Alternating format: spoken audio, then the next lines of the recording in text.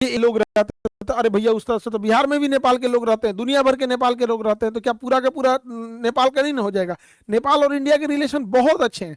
अब अगर पहले की ओर जाएंगे तो पहले तो हम लोग अखंड भारत में थे, सब लोग हमारा ही था यहाँ पे, ज्यादा दूर कहाँ जाइएगा। 1893 में अफगानिस्तान अलग हुआ, 1947 में पाकिस्तान अलग होता है यहाँ पर, आजादी के 10 साल पहले 1937 में म्यांमार टूटता है, 1971 में बांग्लादेश टूटता है। तो ये तो बहुत टूट टूट के बने हैं। तो अगर ऐसे प्राचीन कालते में चलेंगे तो हमारे शास्त्रों में तो जब वेद पुराण की उच्चारण होता है तो वहीं से होता है जम्बू द्वीप है, तो पूरा एशिया हम लोग का होगा, जम्बू द्वीप बोला जाता था एशिया को पूरा का। तो ऐसा नहीं ना होता। तो ये रिलेशन को मेनली चुनाव जीतने के लिए केपी शर्मा ओली किसी भी हद तक गिर सकते हैं, यही इनको खराब लगता है। अब देखिए, इंडिया और नेपाल के रिश्ते को खराब करने से चाइना को ज्यादा बेनिफिट होगा। वो इंडिया को काउंटर करना चाहता है, उसको पता है कि ये चिकन स्नेक अगर हम काट देंगे तो यहाँ के 8 स्टेट पर इंडिया नहीं जा पाएगा। यही वजह है कि चाइना यहाँ से नेपाल से रिश्ते खराब करके इस रास्ते घुसना चाहता है वो नेपाल में, और म्यांमार के रास्ते यहां से वो घुसना चाहता है बांग्लादेश में।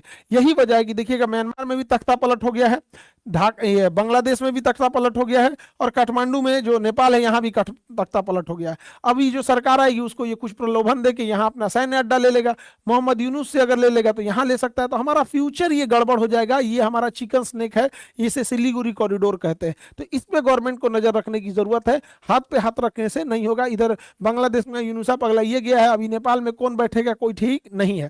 दूसरा, ये कई बार उल्टा सीधा बयान देते रहता है, ये बुढ़ा पगला गया है, यहाँ पे कह रहा है ब्राह्मण है, ये बुढ़ऊ ब्राह्मण है, और कहता है राम जी का जन्म ना अयोध्या में नहीं हुआ था, नेपाल में हुआ था। बताइए भाई, तुमको कौन ब्राह्मण का शिक्षा दिया? हमको ही नहीं समझ में आता है। ये ओली को ये मान अजीब तमाचा मारने वाली बात है।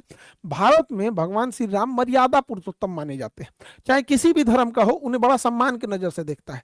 यहाँ पर किसी भी व्यक्ति से पूछा जाएगा कि भैया कोई जैन हो, बौद्ध हो, ईसाई हो, मुसलमान हो, उससे भी पूछा जाएगा कहाँ जन्म लिए थे मर्यादा पुरुषोत्तम राम, तो कहेगा अयोध्या में। लेकिन ये ब्राह्मण होके भारत और इंडिया नेपाल के रिश्ते खराब करने के लिए कह रहा है कि नेपाल में महात्मा बुद्ध जन्म लिए तो लुम्बिनी में।